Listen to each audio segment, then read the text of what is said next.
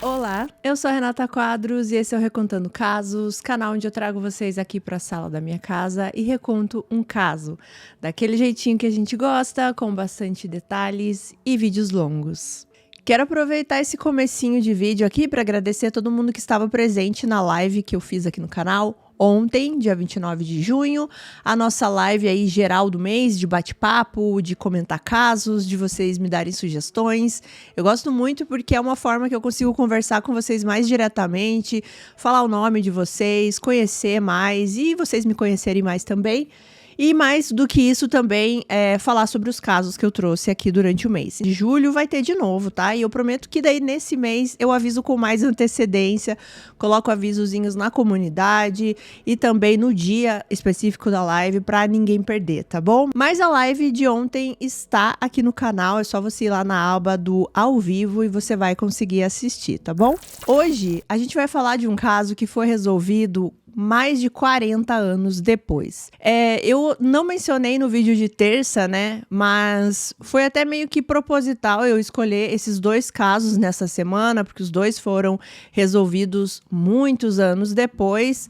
A diferença é realmente que o primeiro caso que eu contei na terça, da Janet Chandler, o modo que ele foi resolvido foi mais o modo antigo, né? Da investigação antiga.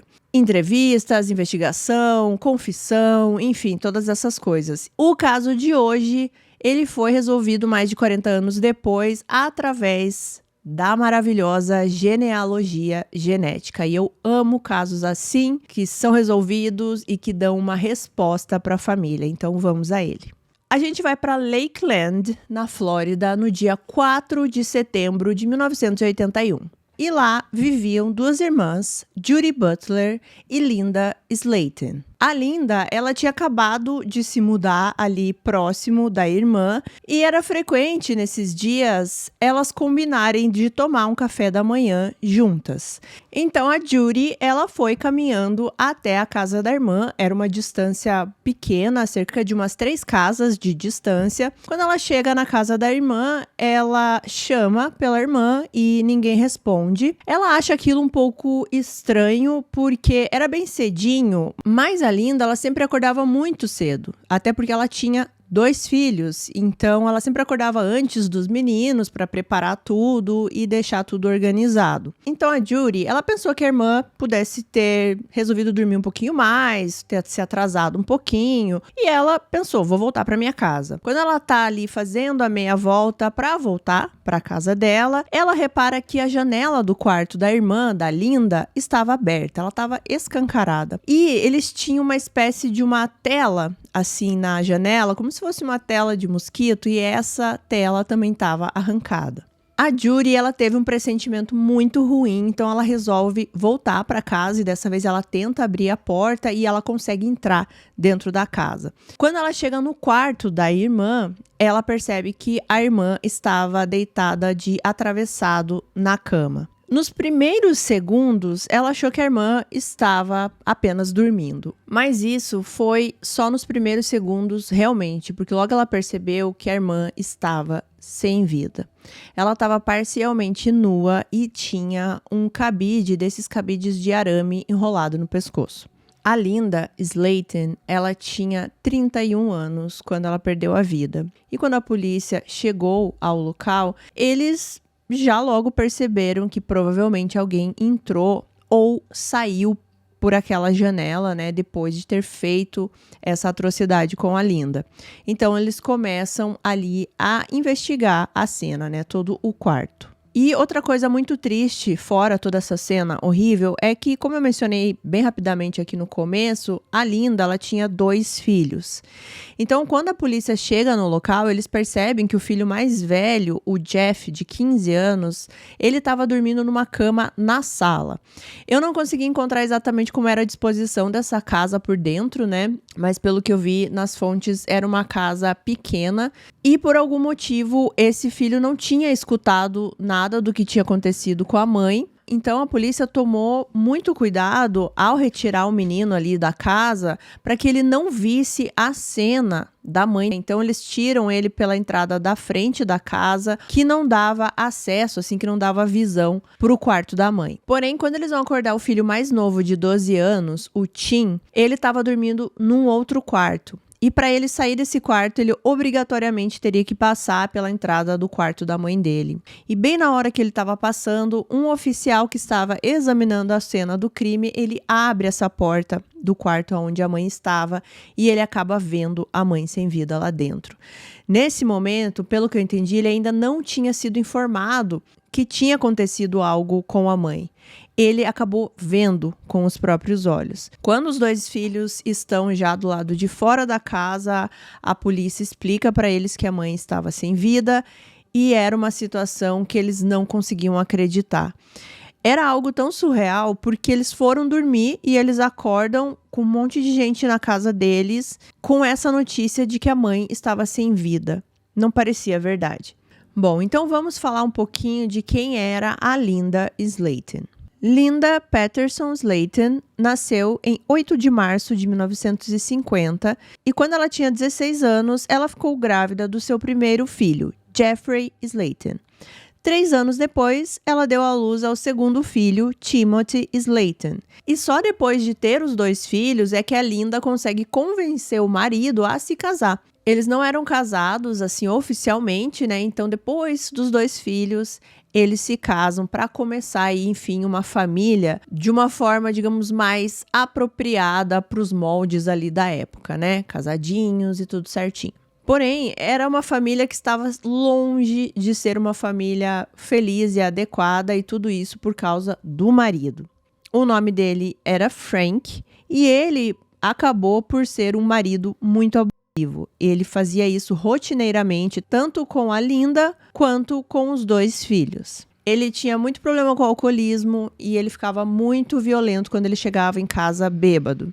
Inclusive, os próprios filhos, né, o Tim e o Jeff, eles contam que se lembram do pai ser esse cara extremamente violento e abusivo e que quando ele chegava em casa, eles chamavam o pai de monstro. E que parecia que ele não tinha nenhuma consciência de que aquelas pessoas eram a família dele.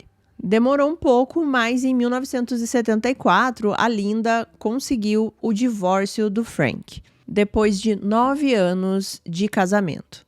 Então a Linda começou aí a sua nova vida como uma mãe agora solo, que tinha que cuidar dos 2 filhos sozinha e não foi nada fácil. Mas, mesmo não sendo fácil, ela sempre foi uma mãe muito carinhosa com os meninos e ela tentava ao máximo, assim, fazer o melhor que ela podia para que aquela família continuasse ali unida e tendo pelo menos o básico para sobreviver. Ela até fazia as próprias roupas e as roupas dos meninos também como uma forma de economizar dinheiro, trabalhava em vários trabalhos e bicos, tudo para dar o melhor para a família. A Linda, ela tinha se mudado recentemente ali para o local onde ela estava morando, que era próximo à irmã dela, como eu mencionei no começo. Então ela estava bem feliz de estar mais próxima da família dela e também de conseguir uma certa ajuda ali, né? Um apoio da irmã. Outra pessoa que também dava ali um apoio para a Linda com os meninos era o técnico de futebol deles. O nome dele era Joe. E a Linda, ela não tinha dinheiro para comprar um carro, então ela não conseguia levar nem buscar os meninos nesse treino, e quem fazia isso era o próprio técnico, o Joe. Então também era aí um apoio que a Linda recebia para que os meninos conseguissem desfrutar ali da infância e do esporte de uma maneira um pouco mais divertida e mais produtiva. Então agora a gente vai voltar aqui pro dia em si ali dos fatos, né? Na noite anterior que tudo aconteceu, o Jeff, o filho mais velho, tinha brigado com a Linda. O Jeff estava entrando naquela fase ali, né, 15 anos, adolescência, qualquer coisa acha que tá ruim, qualquer coisa discute com a mãe. E nesse dia específico, eles discutiram alguma coisa a ver com a comida, parece que não era a comida que o Jeff queria comer, então eles acabam ali discutindo e ele sai de casa, pega uma mochila e vai para casa dos avós comer alguma coisa lá. 8h30 da noite, o Tim, ele volta para casa do treino de futebol. O técnico, né, o Joe, levou ele para casa e quando era mais ou menos umas 9 horas da noite, o Tim e a Linda saem ali da casa e vão para uma casa aos arredores, ali uma casa vizinha, porque estava tendo uma espécie de uma reunião, uma festinha para jogar cartas. Quando eram 9h30 mais ou menos da noite, o Jeff, que tinha saído brigado com a mãe, ele volta para casa. Quando ele volta, a Linda e o Tim ainda não tinham chegado. Eles chegaram só lá pelas 11 horas da noite. Antes de dormir, já era quase meia-noite, o Jeff, ele resolve fazer as pazes com a mãe, né? Ele percebeu que aquela briga que ele tinha tido mais cedo foi besteira. Então ele chega próximo a ela estava lavando a louça na cozinha e ele diz: "Mãe, eu te amo, até amanhã". Só que, como a gente já sabe aqui, esse amanhã não chegou. Ele não conseguiu ver a mãe no dia seguinte. Bom, falando aqui da cena do crime, o que eles encontraram ali? Um detetive chamado Edgar Pickett, ele era especialista em impressões digitais. Na época que ele tinha 53 anos, e ele estava assim, prestes a se aposentar, ele ia se aposentar em um ano, mais ou menos. E ele não estava encontrando nenhuma impressão digital ali no local, né? Na cena, dentro do quarto. Nem ao redor da cama, nem no chão. O que ele acreditava que tinha acontecido é que essa pessoa entrou no quarto, violentou, depois estrangulou a Linda e acabou tendo um tempo ali para limpar essa cena do crime e saiu pela janela. Quando ele está analisando a parte ali do parapeito da janela, mais para o lado de fora, ele conseguiu a única impressão digital possível e vai ser a mais importante. E, inclusive, era uma impressão digital de uma palma de uma mão, não era só um dedo. Era uma impressão digital como se a pessoa tivesse se apoiado no parapeito para poder sair. E acabou esquecendo de limpar essa parte. Na autópsia foi confirmado tudo isso que esse detetive já acreditava que tinha acontecido, né? A Linda realmente ela foi violentada sexualmente e depois estrangulada até a morte. Amostras de sêmen foram coletadas do corpo da Linda e armazenadas, né? Preservadas e armazenadas, porque aqui nessa época eles não tinham tecnologia suficiente para fazer muita coisa com essas amostras. Então, eles coletam, mas ela fica armazenada. Para os filhos da Linda foi tudo muito difícil. Eles inclusive comentam que quando eles receberam a notícia que a mãe tinha falecido ali, né? Naquela hora ali fora da casa, no gramado da casa deles, foi o momento que eles falam que eles perderam a infância. Foi ali naquele momento que a infância deles acabou. Começar a viver uma vida sem a mãe, que era tudo para eles, porque a Linda ela realmente fazia tudo pelos filhos e eles eram ali aquela família dos três, né? Mesmo com o mínimo, mesmo sendo bem humildes, eles eram felizes. E os filhos sempre se lembravam da mãe dessa forma, né? Sendo essa pessoa muito guerreira e muito carinhosa com eles. Então foi um retorno, digamos assim, à vida muito difícil. Eles acabaram indo morar com os avós. E nos primeiros dias foi muito aterrorizante, porque eles não conseguiam dormir, eles tinham medo que essa pessoa voltasse a fazer alguma coisa contra eles.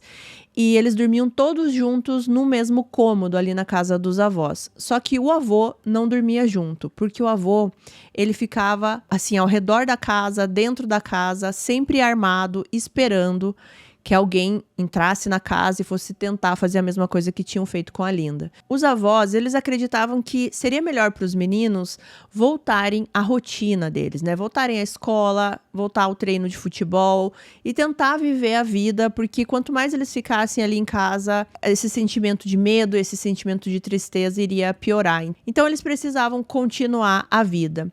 E o Tim, principalmente, que é o mais novinho, ele conta que ele teve muito apoio ali do futebol, né? Dos colegas do futebol, do treinador. Foi uma coisa que conseguiu dar força para ele continuar.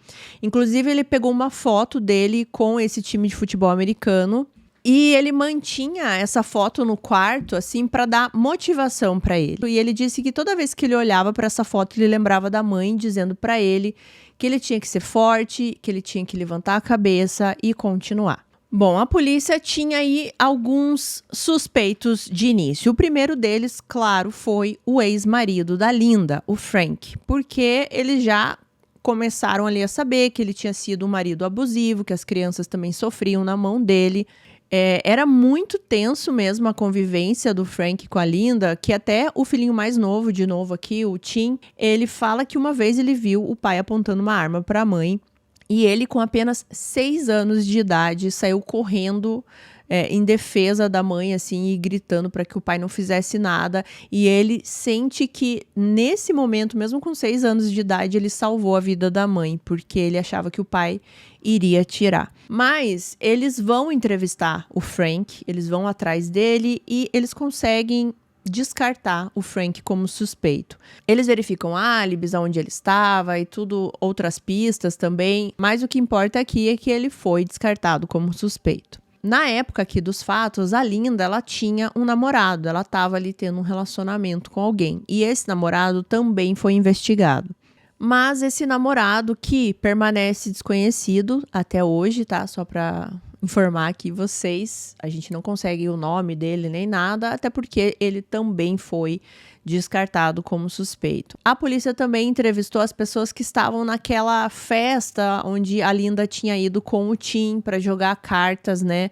Horas antes de tudo acontecer, mas eles não conseguiam encontrar nada que levasse a uma evidência importante ou que desse alguma pista. Outra pessoa que a polícia estava de olho era o próprio filho da Linda, o Jeff, que tinha 15 anos, porque eles acabam sabendo, acho que o próprio Jeff acaba contando, da briga que eles tiveram.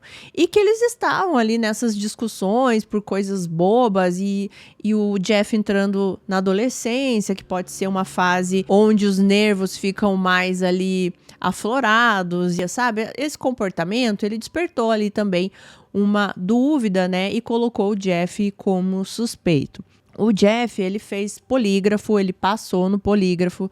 Eles pedem pro Jeff fazer umas 2 vezes o polígrafo e ele passa nas 2. E o Jeff, ele nunca negou, né, essas discussões com a mãe. Ele fala do que tinha acontecido horas antes, mas ele também fala que nos últimos momentos antes de dormir, eles meio que fizeram as pazes, né? Ele foi lá, de uma certa forma, do jeito dele, dizer que amava a mãe e que esperava ver ela no dia seguinte. Eles tentam, inclusive, até colocar o Jeff sob hipnose, para ver se ele falava mais alguma coisa. Eles não estavam, assim, querendo muito descartar ele como suspeito, mas, de qualquer forma, eles não têm por onde seguir, não tinha nada que ligasse o Jeff ao crime.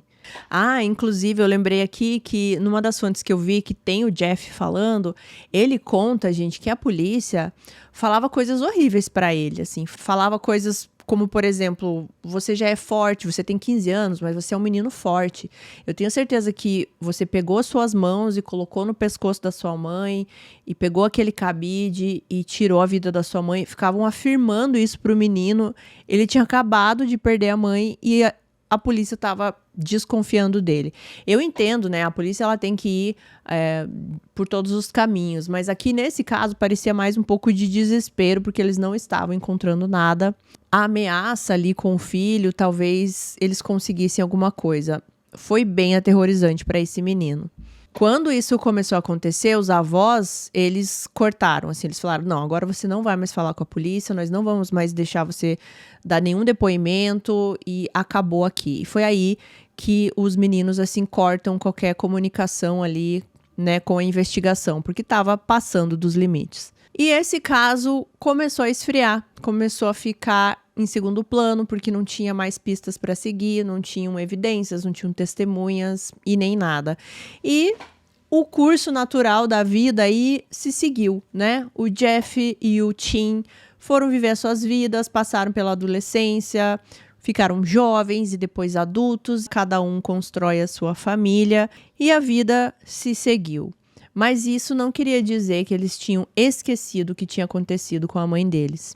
E uma coisa que eles sempre carregavam dentro deles, assim, até a fase adulta, era porque eles não escutaram nada na noite do crime. Como eles não conseguiram escutar nada, por que eles não conseguiram sair do quarto e de repente tentar ajudar a mãe deles? E isso atormentava esses meninos e agora homens.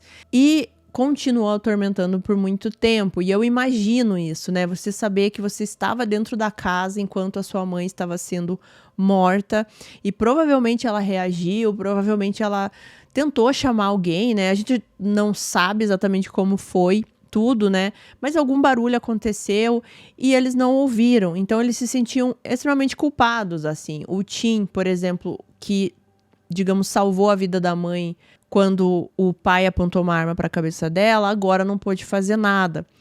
Enfim, eles conviveram com essa dor durante muitos e muitos anos. Mais ou menos 20 anos depois de tudo ter acontecido, os irmãos, eles entram em contato com um investigador ali da polícia. O nome dele é Brad Grice e ele estava dando uma olhada novamente no caso. Assim que eles se encontram com esse detetive, eles percebem que eles já conheciam esse detetive ali da juventude, eles jogavam boliche juntos. Então ali já surgiu, digamos, uma simpatia ali mútua entre eles. Eles começam a rever o caso, agora que 20 anos depois já tinha mais tecnologia. Então agora eles queriam ali efetivamente começar a trabalhar com o DNA. A primeira pessoa que eles vão atrás novamente é o Frank, o pai dos meninos. E eles descobrem que o Frank, depois da morte da Linda, ele parou de beber. E parecia agora, aqui 20 anos depois, que ele tinha perdido muito daquela postura de uma pessoa abusiva, uma pessoa violenta. Parecia que ele estava entrando nos eixos. E foi também aí uma oportunidade para os filhos, né, para o Tim e para o Jeff, conversarem com o Frank e curarem aí algumas cicatrizes e feridas do passado. Eles conseguiram ter uma conversa sobre a infância e sobre a vida. E, enfim, agora poder testar também o DNA do Frank, comparando com aquela amostra de sêmen tirada da Linda, o que deu negativo. Então agora ele foi descartado de uma vez por todas aí de ser um suspeito do caso. O Jeff e o Tim, eles também passaram aí por esses testes de DNA para também poder livrar eles completamente de qualquer suspeita. Eles fazem e, claro, também são descartados de uma vez por todas como suspeitos. Esse detetive, ele estava empenhado em conseguir alguma coisa com esse DNA e também manda esse DNA para o principal laboratório ali da Flórida para que eles extraíssem um perfil certinho desse DNA e para que ele ficasse ali no banco de dados e a qualquer momento pudesse ser comparado. E eles começam a comparar esse perfil de DNA com vários outros suspeitos possíveis, pessoas que eles acreditavam que poderia ter feito isso, criminosos, pessoas já condenadas, enfim, várias comparações, mas eles não tinham nenhum match. E os anos, gente, vão se passando e chegou num ponto assim que esse detetive, ele achava que talvez ele tivesse ali perseguindo alguém que já não estava mais vivo, que essa pessoa já poderia ter morrido e não cometeu mais nenhum outro crime, e é por isso que ela não aparecia ali no banco de dados. E foi muito frustrante porque esse detetive acabou se aposentando antes de resolver o caso da Linda, que era uma promessa que ele tinha feito para os meninos. Eu falo meninos, mas aqui eles já eram adultos, pais de família, né? Mas tem uma razão também por eu falar meninos, que eu vou explicar no final também. Eles também, a esse ponto aqui, eles acreditavam que eles nunca saberiam quem tinha feito aquilo com a mãe. Mas, mais ou menos ali em 2018, olha quanto tempo passou, a esperança foi renovada. Porque aqui em 2018 já existia toda a nossa querida genealogia genética. Inclusive, a Cici Moore é quem vai entrar nesse caso. E para quem gosta muito, muito de True Crime e tem acompanhado bastante esses casos aí de genealogia genética, vai saber quem é a Cici Moore. Porque ela é uma especialista nesse assunto, ela já ajudou a resolver vários casos, inclusive o do Golden State Killer. Eu já falei dela aqui em algum caso do canal. Eu acho que foi no caso da Brittany. Vou colocar aqui o thumb só para vocês identificarem que é um caso muito incrível. Ela sobreviveu e também foi resolvido muito tempo depois. Eu acho que foi no caso dela. De qualquer forma, esse caso é muito bom de assistir, então assistam lá depois. Mas a Cici Moore, ela entra aqui no caso da Linda e ela estava determinada a encontrar essa pessoa. E, inclusive, ela diz assim que, nesse caso, se você tem o DNA, não tem motivo para que esse mistério não seja resolvido. Então, ela sabia que ela ia resolver. Vou tentar explicar de uma maneira bem simples aqui para vocês, mas eu super recomendo que vocês pesquisem sobre isso, é muito, muito interessante. Ela começa a fazer uma árvore genealógica baseado em todas as pessoas que possam compartilhar esse DNA. Então, não é que necessariamente ela vá precisar encontrar a pessoa em si, dono do DNA. Ela pode encontrar um tio, uma tia, um primo, e daí ela vai aproximando nessa árvore genealógica até chegar a essa pessoa. Assim, tô explicando aqui, gente, de uma forma muito, muito simples, tá? Outra forma também que eles conseguem informações e dados para conseguir montar essa árvore são desses sites que estão muito populares, cada vez mais populares, de árvore genealógica, né? Esses, por exemplo, MyHeritage. Eu não lembro agora o nome do outro aqui. Esse MyHeritage eu já entrei. Mas eu nunca mandei, né, nenhuma amostra do meu DNA. Mas as pessoas fazem isso. Você recebe um kit em casa, você mesmo coleta a sua saliva, você envia para o site, eles analisam. E o teu DNA fica nesse banco de dados para você conseguir ser colocado numa árvore genealógica, entendeu? Da tua família, dos seus ancestrais, de pessoas que talvez você nem sabe que são tua família. Tudo baseado pelo DNA. Então, eles também conseguem formar essa árvore através desses dados que são dados voluntariamente pelas pessoas. Ela também busca dados e informações até em rede social, gente. É um trabalho, assim, que envolve muitas coisas até você conseguir montar e conseguir chegar no dono de um DNA sem que você precise encontrar propriamente a pessoa. Eu espero que tenha dado para entender, porque ele é complexo de explicar, mas ele é uma coisa até simples, assim. Então, de novo, pesquisem mais sobre isso, porque é bem interessante. E nessas pesquisas, chegou no momento que a Cici Moore conseguiu, digamos assim, chegar na árvore do assassino da Linda. Mas quando você chega, você tem várias ramificações. E você também tem que ir analisando dados e tal nessas ramificações. E o mais incrível, gente, é que depois de quase 40 anos, a Cici Moore, ela conseguiu encontrar em apenas 2 dias o dono daquele DNA. 2 dias, gente. Olha como está a tecnologia hoje em dia. Olha como a gente tem aí a esperança de vários outros casos serem resolvidos. Eu achei isso incrível. Inclusive, ela fala assim que ela foi no final de semana. Ela pegou no final de semana para trabalhar nesse caso e ela conseguiu encontrar a pessoa. E quem era, finalmente, essa pessoa? Quem tirou a vida da Linda Slaten?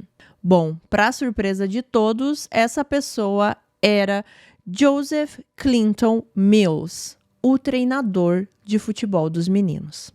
E quando eles sabem desse nome, quando eles sabem quem era, eles começam a pesquisar para saber se ele estava vivo, o que ele estava fazendo. Então eles descobrem que ele estava agora ali com 58 anos, ele estava morando ainda na Flórida, mas em outra cidade, mais ou menos cerca de meia hora ali da cena do crime. E os detetives estavam eufóricos porque esse cara estava vivo. Então, eles poderiam prender a pessoa que fez isso. Esse caso finalmente seria solucionado. Só que, ao mesmo tempo, eles começaram a também tentar entender por que o treinador dos meninos nunca apareceu na investigação. Então, eles começam a olhar os papéis antigos e eles descobrem que o treinador ele foi questionado brevemente uma vez só e por telefone.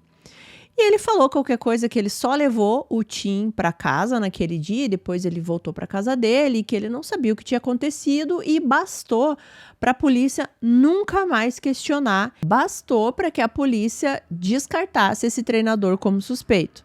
Gente, ele foi questionado por telefone, nem pessoalmente eles questionaram esse cara. Segundo os investigadores que estavam agora no caso aqui, eles entenderam que os investigadores da época, eles não questionaram mais, porque eles entenderam que esse treinador, ele não entrou na casa.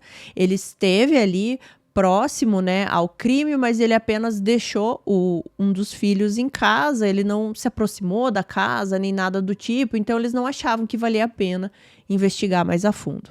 O que foi um absurdo. E vai ficar mais absurdo ainda essa explicação, gente, porque vocês vão ver que esse caso poderia ter sido resolvido no dia seguinte. Eles descobriram também que o Joseph Mills, o treinador Joe, Ele já tinha sido condenado por forjar um testamento. Ele nunca foi preso, mas as suas impressões digitais foram coletadas. E em 2019, também foi coletada uma impressão da palma toda da mão dele. E os investigadores, é claro, eles pegam aquela impressão digital que aquele detetive, o Edgar Pickett, pegou lá do parapeito da casa, né, da janela, e comparam. E é claro que combina perfeitamente. Por isso que eu falei que se eles tivessem feito um serviço básico aqui de polícia lá atrás, de comparar digitais de pessoas que estiveram próximas à casa ou que tinham contato com a família, como eles fizeram, né? Com o ex-marido, o ex-namorado, com os próprios filhos, mas não fizeram isso com o treinador. Se eles tivessem feito, eles já tinham resolvido esse caso no dia seguinte, porque a impressão do treinador iria combinar com a palma deixada ali no parapeito. Pronto, caso resolvido. Mas eles entrevistaram esse treinador por telefone e liberaram ele. Então agora eles tinham ali duas combinações, né? Uma toda tecnológica aí de DNA, genealogia genética e tudo mais, e a outra a moda antiga, digamos assim, que é a impressão digital. Então é claro que o Joseph Mills, o treinador, era o culpado. Só que eles precisavam de uma amostra do DNA agora, atual dele, assim, vindo dele neste momento para poder comparar e tirar qualquer dúvida que pudesse surgir num julgamento, por exemplo. Então eles começam a seguir o Joseph naquela expectativa que ele tomasse uma água, jogasse uma bituca de cigarro, qualquer coisa do tipo, mas isso não acontecia. Eles ficaram nessa por vários dias até que eles falaram, olha, a gente vai ter que aí sujar as mãos. Então eles vão revirar o lixo do Joseph e num desses sacos de lixo eles conseguem pelo que eu entendi, tipo um esparadrapo ou pode ter sido também um band-aid usado. E desse band-aid ou esparadrapo usado, eles conseguem extrair aí o DNA do Joseph, comparar com a amostra de sêmen encontrado na Linda. E o que vocês acham que deu? Claro, combinou. Eles também descobrem que o Joseph era casado com a mesma mulher e morava no mesmo lugar há anos, era dono de uma empresa de limpeza, ao longo da vida também foi motorista de caminhão e ele também já tinha vários filhos, casados e também netos. E pro Jeff e o Tim foi um choque tremendo, assim, porque em nenhum momento eles desconfiaram do treinador Joe. Inclusive, eles tinham no treinador um incentivo. Eles acreditavam que estavam sendo apoiados por esse treinador, eles sentiam que vinha uma força dele, assim como do time de futebol. E lembra que eu falei para vocês que ele tinha aquela foto, né? Do time de futebol no quarto dele, que ele olhava, que ele se motivava, que ele sentia que olhando aquela foto ele tinha força para continuar vivendo. Só que ele não podia imaginar que logo atrás dele, nessa foto, estava o assassino da Linda.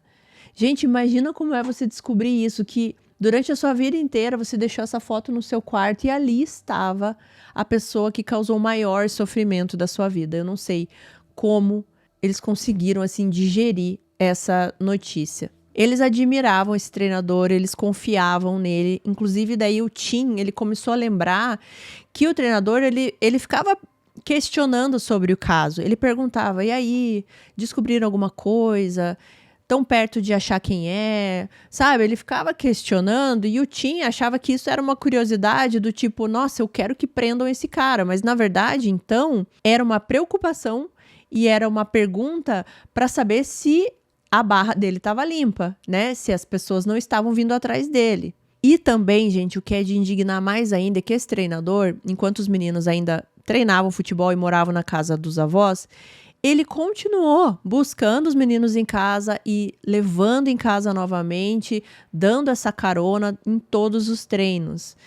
Então dá pra gente imaginar o grau de frieza desse cara que continuava ali vivendo o dia a dia com essas crianças que estavam de luto. Bom, dia 12 de dezembro de 2019, os detetives prenderam Joseph Mills e ele estava agindo como se fosse um dia qualquer. Ele não teve qualquer reação, ele estava calmo e também não questionou o porquê dele estar sendo preso.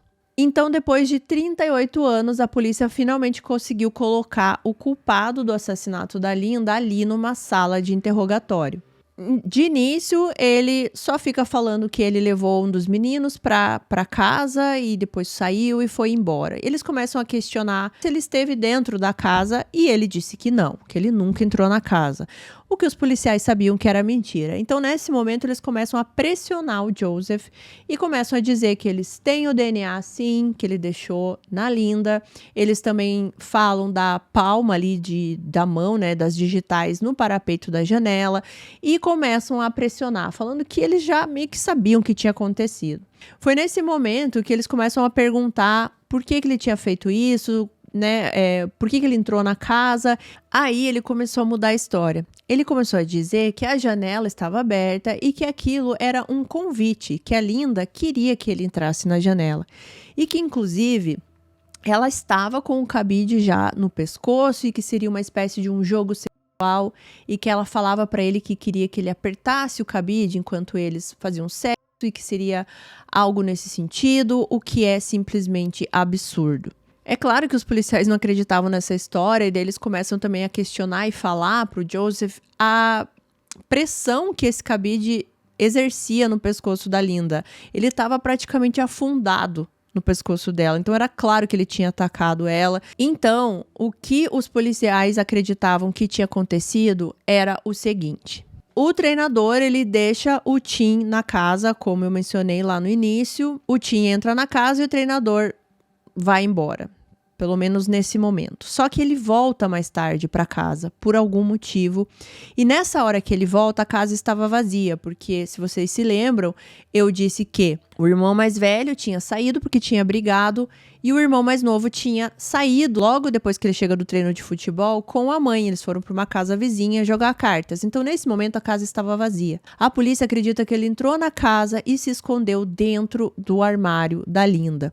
Inclusive, foi de lá que ele tirou o cabide, porque era bem claro que aquele cabide era exatamente igual aos que tinham ali dentro do armário.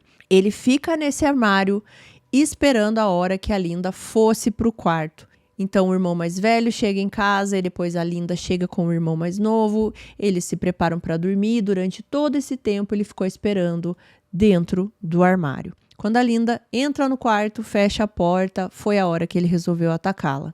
Bom, antes da gente entrar aqui na parte do julgamento, de tudo o que aconteceu depois que eles concluíram tudo isso, só mencionar para vocês aqui sobre os investigadores desse caso.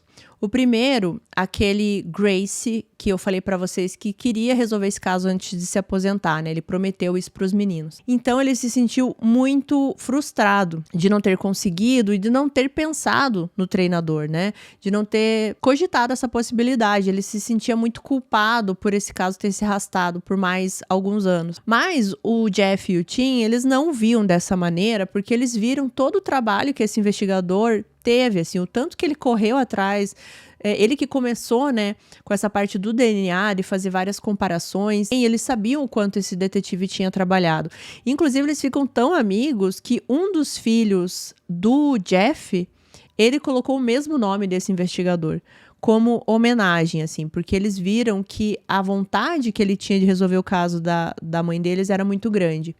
Eles foram também agradecer aquele detetive que conseguiu a impressão, né, da palma da mão no parapeito ali, né, das digitais. Porque essa impressão digital que ele tirou ali do parapeito da janela colocava o Joseph fisicamente na casa, com a ligação dele com a casa, entenderam? Então foi muito importante também. E esse detetive, ele ficou sabendo depois que esse Joseph tinha sido entrevistado só por telefone. E esse Edgar Pickett, ele fala uma coisa bem importante, assim. Porque ele conta que lá na época, quando tudo aconteceu, ele, mesmo sendo um detetive super renomado já, ele era especialista, estava prestes a se aposentar, ele sofria muito preconceito. Ele conta, por exemplo, que na cena do crime teve um outro detetive que chegou e disse o seguinte para ele, abre aspas, nenhum homenzinho negro irá ver uma mulher branca nua, fecha aspas. O preconceito era muito grande contra ele.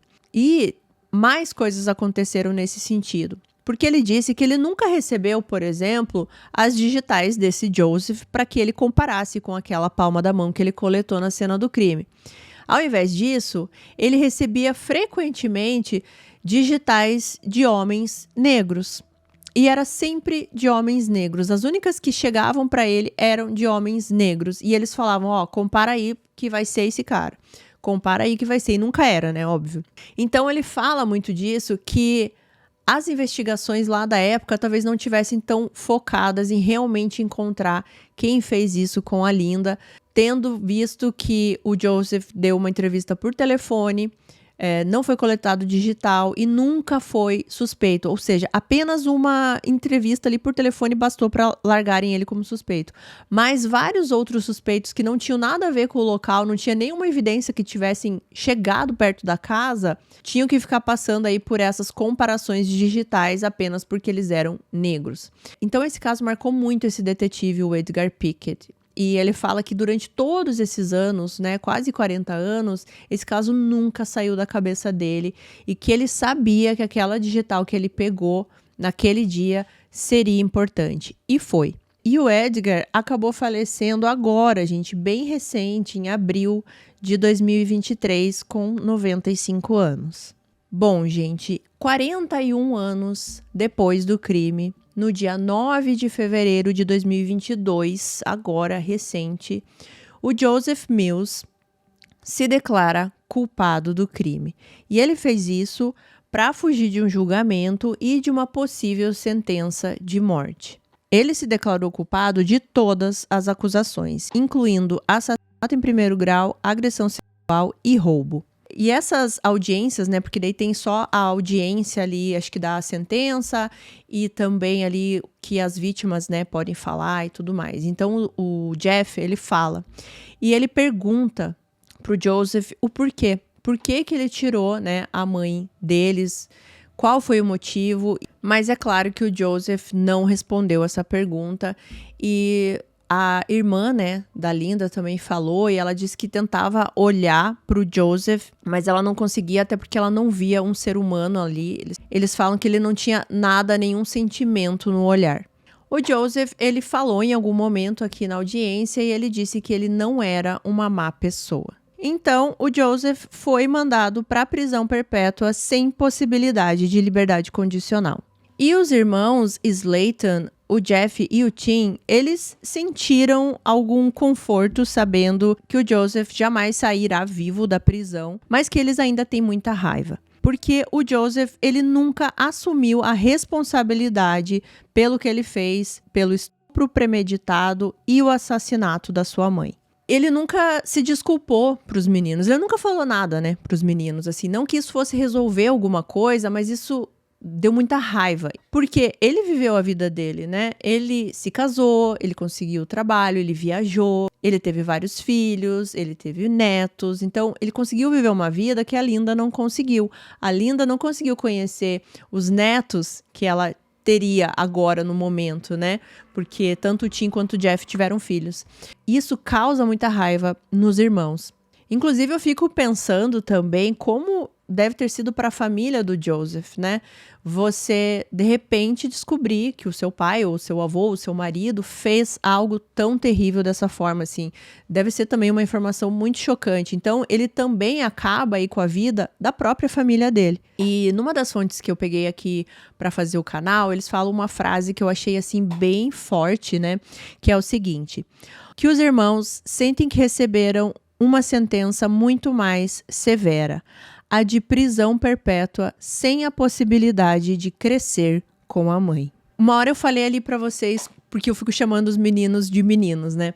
Porque eu tava assistindo nesse, que foi a principal fonte aqui pro vídeo, que foi da 48 horas, eu acho que é. Só que é a versão americana, eu não encontrei dublado, sabe? Só encontrei em inglês.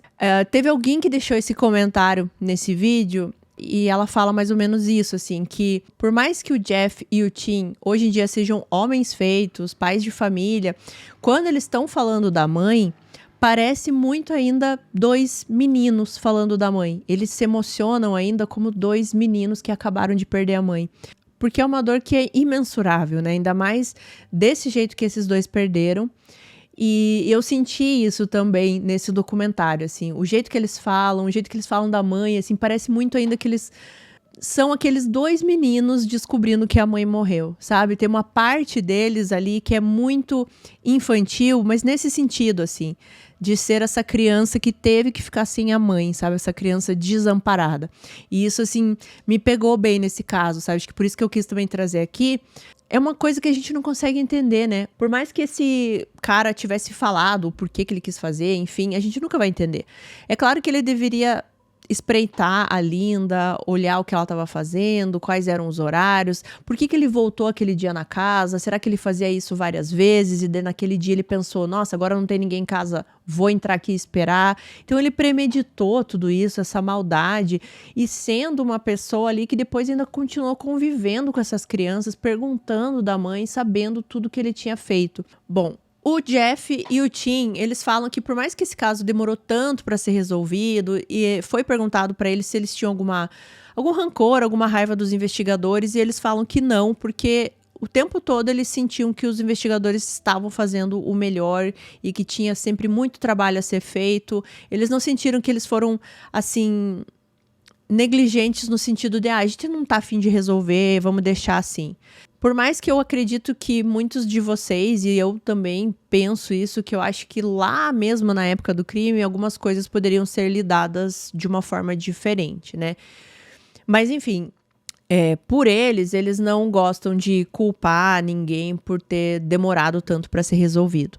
Outra coisa que eu acho que vale muito a gente mencionar aqui, e que é muito interessante, é o cuidado que os profissionais tiveram lá atrás de preservar a amostra de sêmen lá encontrado na Linda, porque naquela época eles nem sabiam se dava para fazer alguma coisa com aquilo, e eles conseguiram preservar de uma forma muito correta para que essa amostra conseguisse gerar aí frutos futuramente, né, depois que já tinha toda a tecnologia.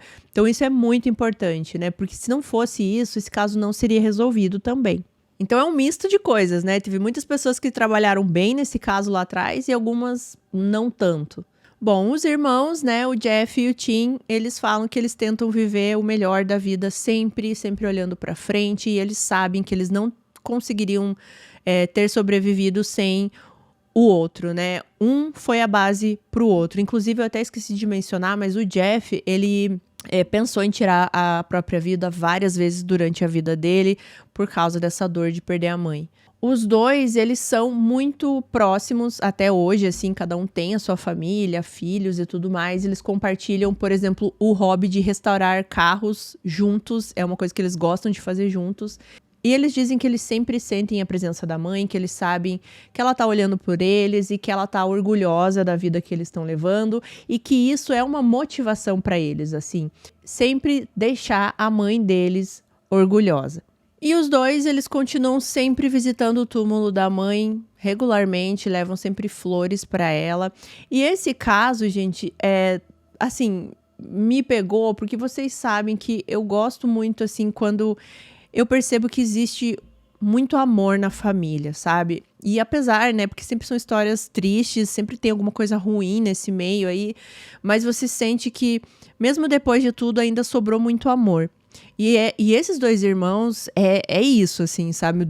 Tudo que eu assisti deles, né? Inclusive, vou ter que mencionar aqui, né, a fotinho que eu já devo ter colocado aqui durante o vídeo, dos dois menorzinhos com a mãe, e os dois estão com a camiseta do Kiss, né? O que eu achei muito fofo. Então dá pra ver que eles eram gente boa desde criança já e se tornaram homens com um coração muito grande, assim, um coração muito bom. Conviveram tão pouco com a mãe, mas eu acho que eles conseguiram absorver dela, assim, o melhor possível. E de final de vídeo, gente, que eu estou me emocionando e não achei que iria me emocionar, mas eu quero falar uma coisa bem, bem importante pra vocês. Eu espero que a maioria de vocês tenha chegado aqui neste momento, que é pra gente lembrar de sempre se despedir das pessoas que a gente ama e que são importantes pra gente com palavras gentis, sabe? Não vamos ficar brigado, não falem coisas que vocês vão se arrepender depois, ou se vocês falaram, porque é normal, às vezes a gente estoura, peçam desculpas, não fiquem brigados, tá? Porque imagina se o Jeff não tivesse ido falar com a mãe ali minutos antes de dormir e falado pra ela: mãe, eu te amo e a gente se vê amanhã. Imagina o peso que esse menino ia levar a vida toda de ter, nos últimos momentos que ele teve com a mãe, ele ter brigado com a mãe. Eu cada vez mais penso nisso, tá? Vou falar aqui pra vocês, vou abrir o meu coração, assim. Se você não gosta que eu me emociono, pode sair do vídeo aqui, porque agora acho que a coisa vai desandar. Eu tenho cada vez mais pensado nisso, sabe? Eu acho que quando a gente vai amadurecendo, envelhecendo, a gente fica mais cauteloso. E eu não sei se é porque recentemente eu perdi a minha tia. Nas últimas vezes que eu vi minha tia, nas 2 últimas vezes, eu consegui falar coisas boas pra ela, né? Uma das vezes, inclusive, era no meu aniversário e eu consegui agradecer por ela estar ali. No Natal também eu consegui falar a mesma coisa. Então, nesse caso, eu pensei muito nisso também, né? E graças a Deus eu pude me despedir com palavras gentis. Enfim, essa era a mensagem que eu queria passar aqui no final desse vídeo, essa reflexão, né? Sei lá, senti que eu deveria falar isso pra vocês. Eu tô com a voz toda... porque eu tô segurando o choro aqui. Mas eu senti que eu tinha que falar isso aqui pra vocês. Eu até nem tinha pensado muito nisso enquanto eu reescrevi o roteiro, mas me veio aqui, então eu achei melhor falar. Bom, eu quero saber muito o que vocês acharam desse caso. Ele não é tão complexo, mas ele tem uma história de uma família que eu achei bem bonita, de uma família amorosa, e eu gosto de contar essas histórias e também gosto de contar casos que foram resolvidos muitos anos depois e que pessoas não saíram dessa vida aqui impunes, né? Ele tá lá pagando tudo que ele fez com essa família, tudo que ele fez com a Linda, a vida que ele tirou dela. Pelo menos uma parte da vida dele está sendo tirada. Então, pelo menos alguma justiça foi feita, né? Uma pequena parte dela. E é isso, gente, para o caso de hoje. Eu espero que vocês tenham gostado. Desculpa aí a emoção, eu sei que não é todo mundo que gosta, mas eu não consigo. Eu não consigo, gente. Tem casos que eu acho que eu tô num estado emocional diferente, ou algum... Sempre tem aquele caso que pega num negocinho diferente dentro da gente, não tem muito como explicar isso. E é só isso aí mesmo, gente. Eu me emociono mesmo. Enfim, né? Vocês já me conhecem. Aí, essa altura do campeonato, vocês já me conhecem. Gente, um agradecimento muito especial aos membros do canal, do plano Na Sala da Minha Casa. Esses nomes maravilhosos que vocês estão vendo na tela. Se você quiser fazer parte dos membros do canal e saber quais são os benefícios, o que cada plano tem, são 2 planos diferentes que você pode escolher, tem um link aqui na descrição, tá? Clica lá, tem um vídeo meu explicando certinho. Você pode escolher. Se você não puder ou não quiser ser membro, gente, tá tudo bem. Tá tudo bem, tá? Fica sempre aqui comigo no final do vídeo, deixa o seu like, compartilha, comenta. O comentário é muito importante. Vão me seguir lá no Instagram. No Instagram eu não falo sobre crimes, é mais eu no meu dia a dia, normal aqui. E se vocês quiserem, eu tô por lá também. Ai, e é isso. Muito obrigada, gente, de novo por estar aqui comigo. Vocês sabem que eu adoro passar esse tempinho com vocês, fazer parte do dia a dia de vocês. Me despedindo aqui com palavras gentis. Até o próximo vídeo. Fiquem bem. Beijão.